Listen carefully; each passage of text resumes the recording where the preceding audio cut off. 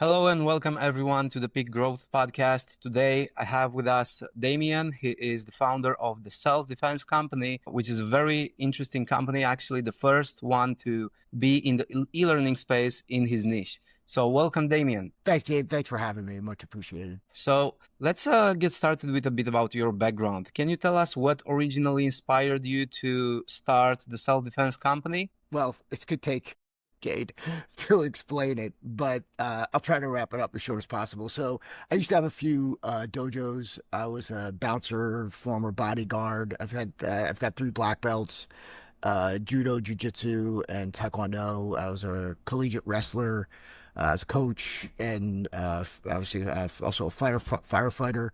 So I had a couple of schools, and everything was going okay.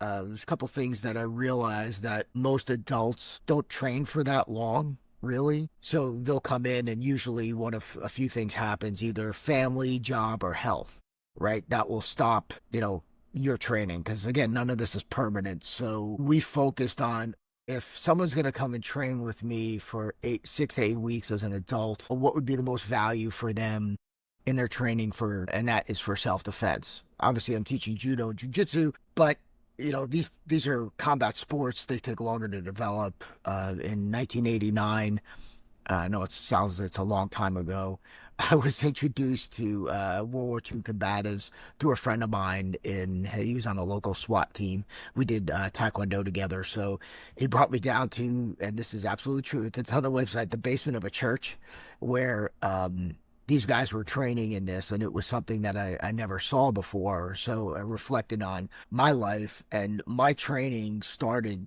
basically on what I wanted to train and focus in, which was the self-defense that I saw was very tactical in orientation, whereas most self-defense systems are move specific, where they'll be like, he does this, you do that. It's attack counter. We call that specific defense, but in real world, that doesn't work at all. It only works in the dojo when everybody knows their part. Winner, there's a loser. And you're like, okay, I'm attacking. Okay, you're defending. And then, oh, that was really good. That went great. And that's not the reality. In real life, you're going to your car, you're thinking about this maniac you had on your podcast. And it's like, how am I going to edit this crap? Because he talks way too much. And then all of a sudden, you're approached, and you don't know if this person is actually in trouble, if they're, you don't know what their intentions are. So we put together a system based on all the work that was done by the World War II combatives development. And that was from the early 1900s through even up until Vietnam. We put those into a digestible step-by-step system based on my coaching and training. And then what I did is I took that system, and I was teaching people for about 7-8 years before we actually started putting it on DVD. And training people online and training adults it's self-defense is what it works best for. Combat sport, you can, like judo, you need a training partner, you need a good room, you need a culture, because it's a sport. You're competing for a sport. Yes, you can supplement with videos and books like I did, because you're getting different training techniques. You're looking at, you're really kind of getting into the weeds of technique, and they're good as a supplement. But, you really, for combat sport, you need a person to do it with. For self-defense, it's really more like firearms training. It's like, there's the target. I'm going to go as hard as I can. Plus, we use a variety of things. We're just not using empty hand. Like we say, empty hand is like the lowest rung of the self-defense ladder. We'll use non-lethal, weapons, lethal weapons, passive weapons like body armor, things like that. There's a whole of tools and tactics that you use, not just one thing. I'm not just standing there waiting for somebody to punch me in the face. I mean, there's a lot that happens before that. So we get into the tactical strategy of it and things like that, like increasing your awareness, how you manage your personal space. These aren't things that necessarily need to be trained. We just give you a couple of techniques to do that, and that's where we start. You know what I'm curious about? So you started back in the day with DVD trainings, right? It's Yes. Such a long time ago. So during that period, I believe there weren't a lot of people who were accustomed to digital learning, right? So Right. how did you bridge that gap in the early days? We forced them. What So do you mean by it that? was like, I mean, we were just like, I'm not selling DVDs anymore. This is where we're going. And we're moving forward to that. We started with, if you will, it's just, it seemed like the easiest way to go because we don't have to worry about shipping anymore. I know people like to have things, but this was like 2013 when we really started the platforms. Not everybody's phones were up to speed. Activity was, a little bit of an issue. We decided this is the direction we were going in. And I'm not a pioneer with this thought, excuse me, but this is a fact. You look at where the porn industry is going, and that's what drives technology and e-learning. So there's two things that are happening, and this is exactly what we do. We do on-demand video courseware. So you go through the courses, you see everything. We give you all the drills to do. We show you how to set up your training area at home and all that stuff. That's one. Two, we also have a live component to it because we have certified instructors that will either train you in person or just like we're doing here, and they'll train, one or groups and do that. And what works great about that is that now you're accelerating the learning process. So back when I was first training, you're trying to piece together everything in a curriculum because you want to advance and get your belts and things like that. So when I first started the video, I wanted to make it a learning tool for the people who I was training with. So it's like, okay, this week we're going over module 2's, units 1 through 10. So you could go in and you can see what exactly we're going to be covering. You can already have your questions. And then after class, you don't have to worry about taking notes. All you have to do is just go back and watch the videos. And then if you have a question, now you can either ask your instructor or on our training platform, you could just post a question right under the video and we'll answer. So it's not just, the videos are great to provide, continuity and stability and a foundation. But, people still have questions, even no matter how well you explain it. So having that live component to it is very important. And, just like our buddies in porn, you've got on-demand videos and then you've got a live component to it where now it's just, okay, now we're bringing this in. That's something more personal to me because, even though, we with smallest, weakest versus bigger, strongest, people have different physical abilities. Some people are a lot older. Some people are injured. So, some things I think that one of the tendencies of martial arts is to force everybody to do everything. When we're just the opposite. We're like, take what you can use and just develop that. Like if you can't do a jump spinning back flipping kick, well, you don't need it. So toss it and let's go, let's work with what you have. Even though what we do is very simple, this will allow you to, working with an instructor will allow you to really customize what you're doing. And again, at the end of the day, we don't want to this is a skill set. It's an acquired skill and then you maintain it. We don't want to necessarily keep you training for years. This is something, it's self-defense. It's simple. I don't have to worry about, look, we all have monthly bills to pay and all the other things, but we don't have to worry about rent. We don't have to worry about, how many students we're getting. We always worry about how many students we're getting in the door. That doesn't change. But the overhead and the flexibility, now you don't have to get the class. You can schedule it on your own time. You can watch the videos whenever you want. That was, you wind up, switching your job and all of a sudden your hours change. Now you can't get the class. Now what are you going to do?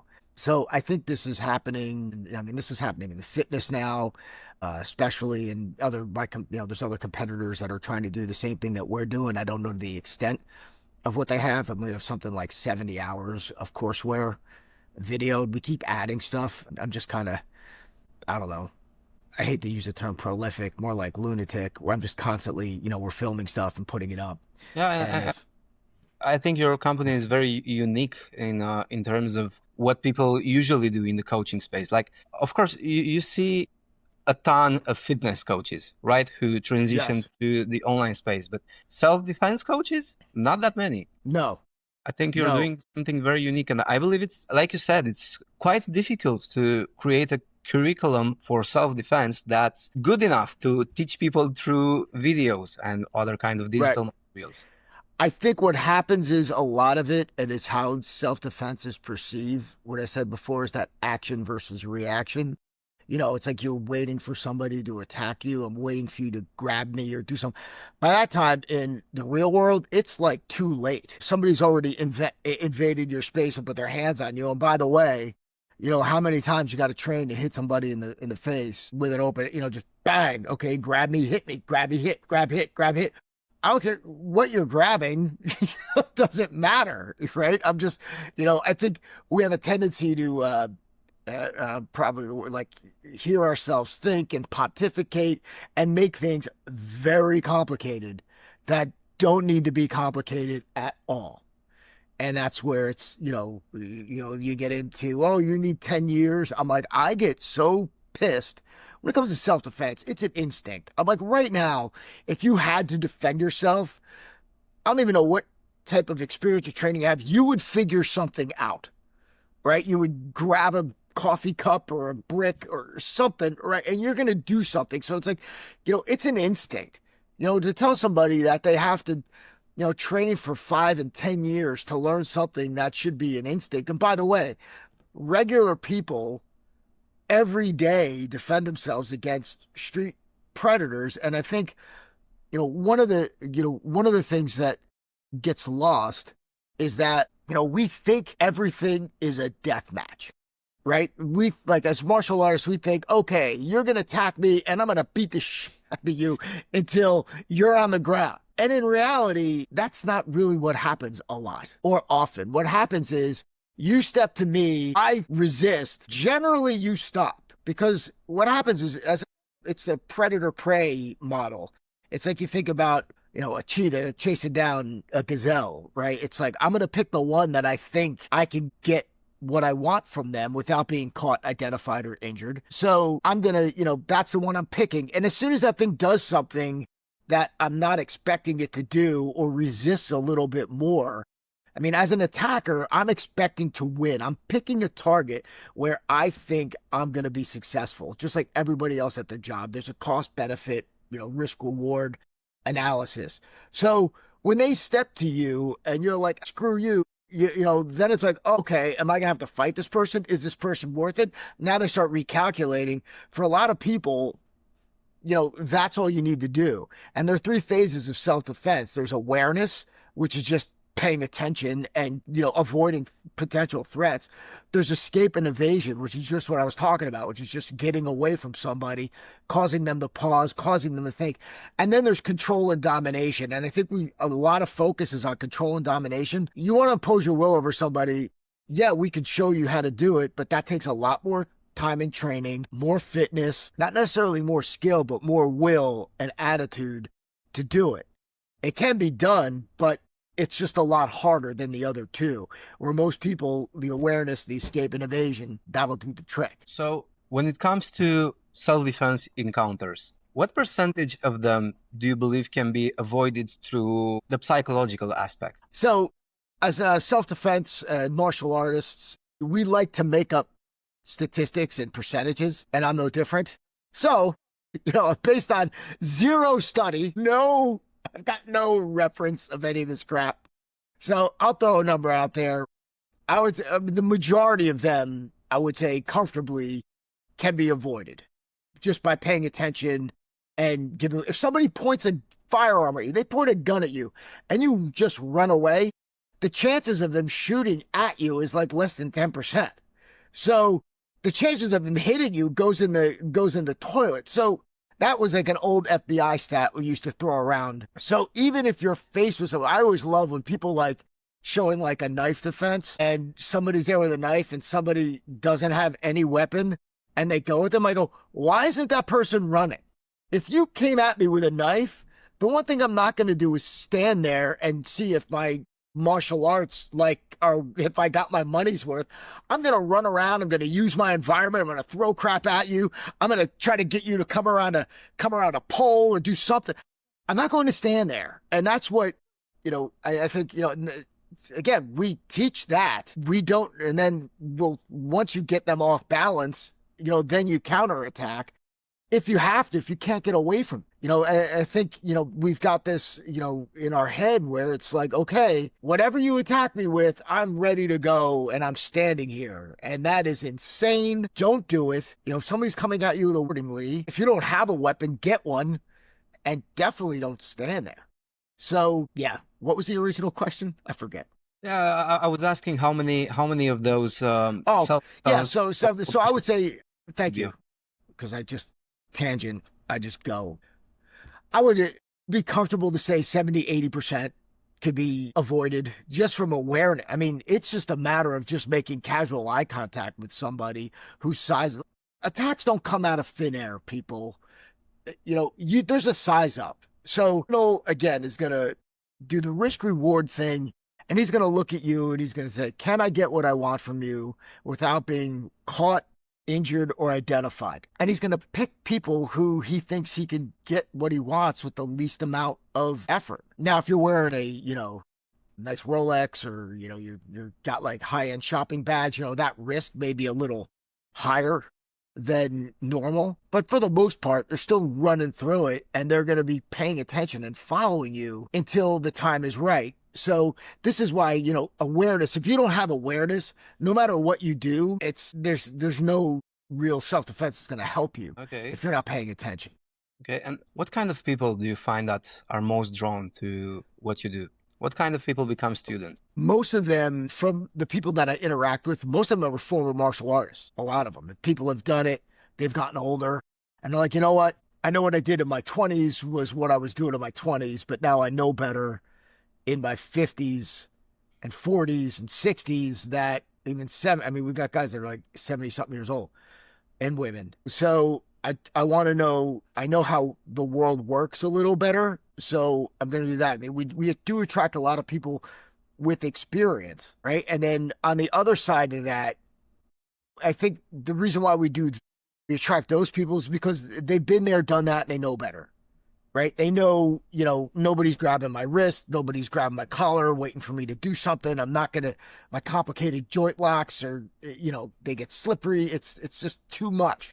They don't need it. So they know better, or they've experienced real world violence and they understand what they're up against, and they remember what happened to their body and what happened, how they reacted to it. They understand that this has got the best chance of success. And then we've got other people who've never done anything before, saw it, and are like, let me check it out. The people we generally don't get are the people who are already sipping the Kool-Aid with their current martial art. These are people who are, fully invested into their system. They're like, my system is the best. My Kung Fu is better than your Kung Fu. That's like, those are the people we don't get because they're already looking at it. And it's funny because it's like, insert whatever martial art it is.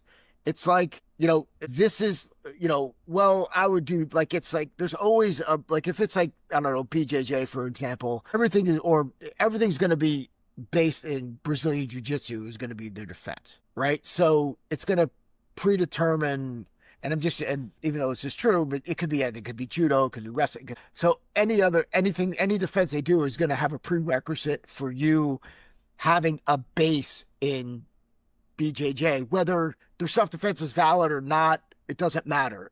In order to do this, to get to this point, you have to have a working knowledge of BJJ. Ours isn't. I mean, we don't, it's like insanely simple based on gross motor skills and simple stuff. And it's like, you have a handful of tactics at its core. I'd say modules, like modules, 1 through 8, even the weapons, like you have a handful of techniques, like heel of hand, edge of hand, hammer fist, elbow. Okay. Simple, like, let's say 5 or 6 techniques. And then you learn to apply them to any position and situation. And that's it. So is there like any group of people that you'd love to connect with more in the future? People you believe you would benefit massively from this, but are not necessarily aware? I don't know what you mean by group of people, because it's so broad based. It's, again, obviously as well, everyone, but mostly I think people who, want to do something, but either are too busy or feel they don't have enough time or money to do it, right? If you want me to put somebody together, put a group of people together. I don't know, I don't know what you're asking for, like Girl Scouts. You know what I mean? I don't know what you mean by group of people. I was curious. Coal miners. I don't know. Okay, let me ask you something else that's related to Okay. this. So, what would you say is something that most people misunderstand about self-defense, and especially the online learning of self-defense? You need a partner. Okay. That you need a partner. You don't. I mean, for some things, you might want to mess around with one if you could get a friend to just get a feel for it. But for the most part, we're training you to do things at like 100%. So you want to, in order to develop power, you need to hit something 100%. You need to really stab something. You need to really bludgeon something 100%. The problem with self-defense class, again, if you were going to supplement partner training, only like 5 to 10% for like some of the body grabs, and just so you can get a reaction out of somebody. And if you wanted to really supplement your training, we always talk about this, I recommend doing, adding grappling to what you're doing. So if you wanted to go do judo's my number one, wrestling's number two.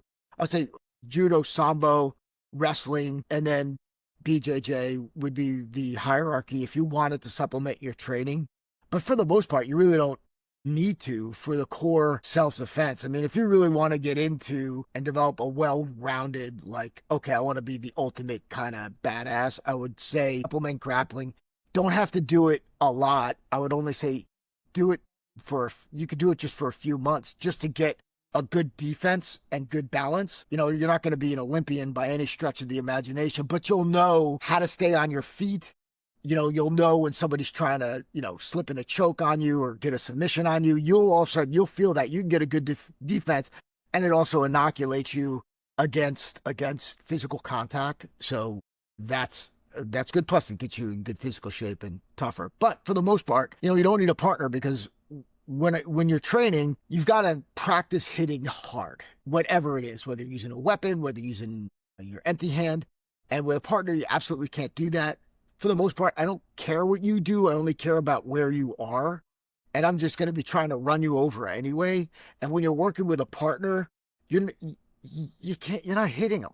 You shouldn't be. If not, you're an asshole. So there's no one. And yeah, but you have to hit something. Dance in air. So that's why we use training dummies. We use heavy bags. We have a variety of, stuff you can get at the hardware store to help you condition your hands and your natural weapons. Even when we're using edge weapons, we're stabbing cardboard. There's something that you need to get a real feel for. But I think most people think like you have to go take a traditional martial art or something like that, spend a lot of time. And to be honest, other than sparring, they really, they're spending, I don't know, maybe to be generous, 10% on self-defense. And the self-defense that they do a lot of times doesn't even look like the sport that they're teaching. It's all this, it's the self-defense that's widely taught is a derivative of what came out of judo with Goshin Jiu-Jitsu.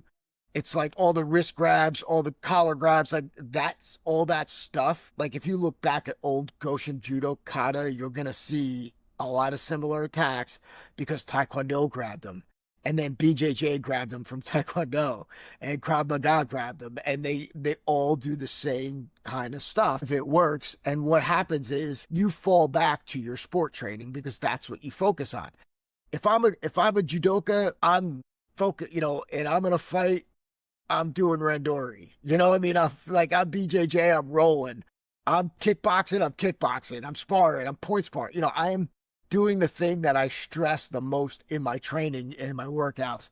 And it's whenever the live component is of that. So you got to kind of focus on what is mission critical for self-defense. And that's like, as I said, position and distance, a handful of primary strikes, and of course the tactics that help you interact with your environment and keep you paying attention. Very interesting. So the main thing here that I believe is very important to understand is that it's actually way more accessible than most people believe to learn self-defense in your own home You don't need a partner. You don't need a big punching bag or big mattress in your house. You can get started and learn the fundamentals and stuff that will actually help you be prepared for a potential threat. So I want to ask you one last question. If you could like wave a magic wand and make one thing easier for teaching self-defense, what would it be? Now, for from the student perspective or from my perspective, Whatever you choose. Like, if I would, if from a student perspective,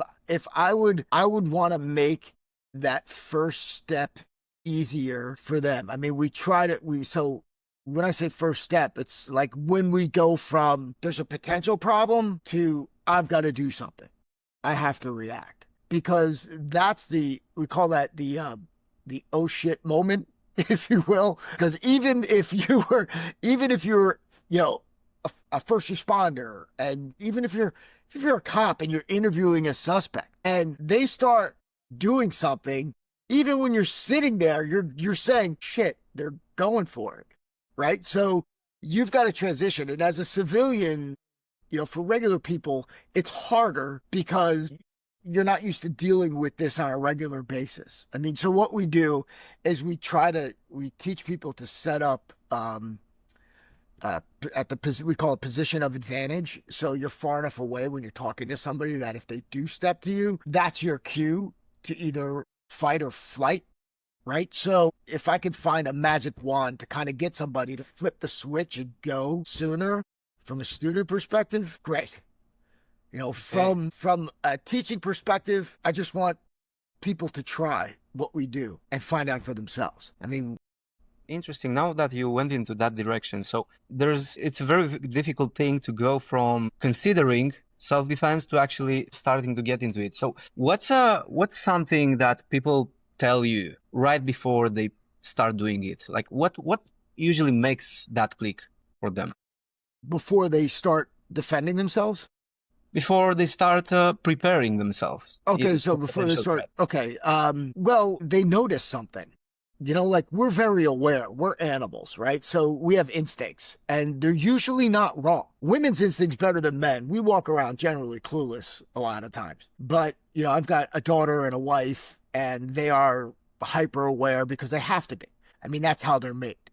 You know, they all we're a lot more aware than we give ourselves credit, because they'll say like, oh, I noticed that car here before. You know, why is this guy circling the block? Why is he going a little slower? You know, all of them pay attention to their little voice in their head. There's a book, old book by Gavin de Becker.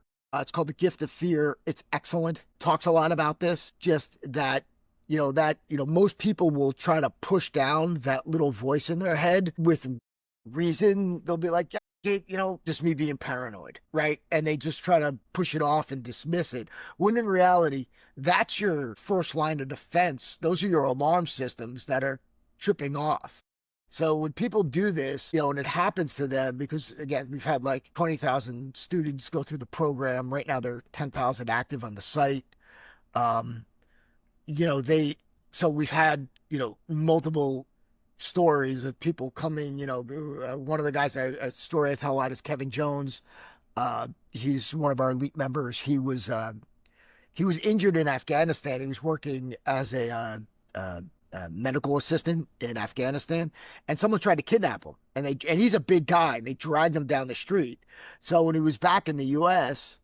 and he was going in, he literally had like no use of his right leg because they found like a non-cancerous bone-eating tumor in it when they were operating on him. Minimal use of his hands. He's literally on a walker going into the hospital, gets attacked by a drug addict coming out of the hospital, and literally destroys the guy.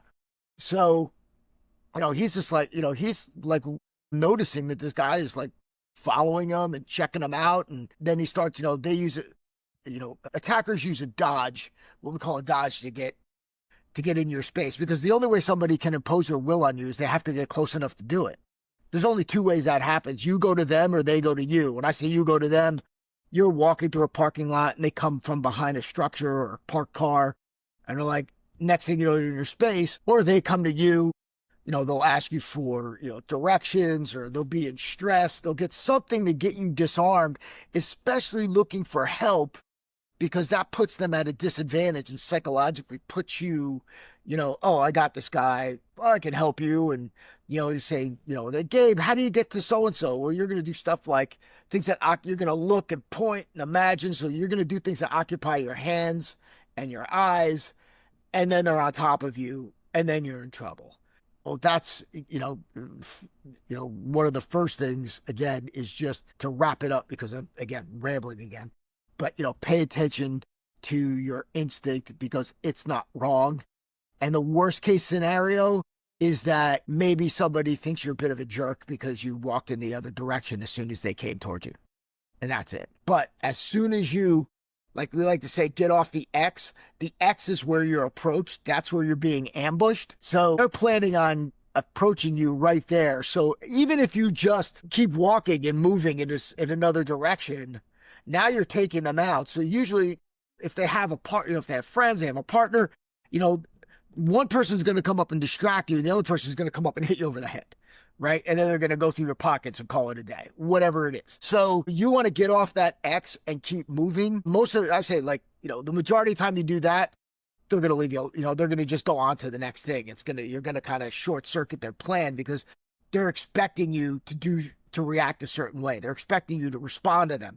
They're expecting you to stay there. And when you just don't do what they think you're going to do, then that's like, okay, they'll just go on to the next person. I mean, that's really what happens a lot of the time. Those are some very valuable insights. So I really recommend everyone watching this to go check the description of the video. You'll find the link to the self-defense company. I really think everyone should at least check out and try to prepare themselves in terms of self-defense, because it is better to be prepared than being hurt.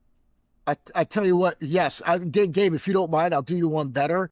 I'll send you a link. We're doing a free self-defense masterclass. So they can come in, they just, we verify their email and their name, and they come in and they can take a free class with me. Absolutely. We'll link that. We'll link that in the description in the video. That'd so be great. Guys, go check out the free self-defense masterclass. Link is down below. I want to thank Damian for taking the time to do this podcast. And I'm saying this has been the most interesting podcast I have recorded so far. You've only done 5, so yeah, okay. Yeah, but I think there's gonna be quite some time. There's gonna be quite some time before I find another guest that's so interesting. I don't know, self-defense. It's something very fundamental, and not a lot of people discuss about it. They'd rather not. I said, it's denial. Right? So, and you can go through life and have no problems until you have a problem. And then, then you start thinking about it. And they say, don't dig the well. Don't wait till you're thirsty to start digging the well. Very well said. And on that note, thanks everyone for watching. Thank you, Gabe. Again, go check out the free self-defense class. Link in the description below. And thank you, Damian, again. Thank you.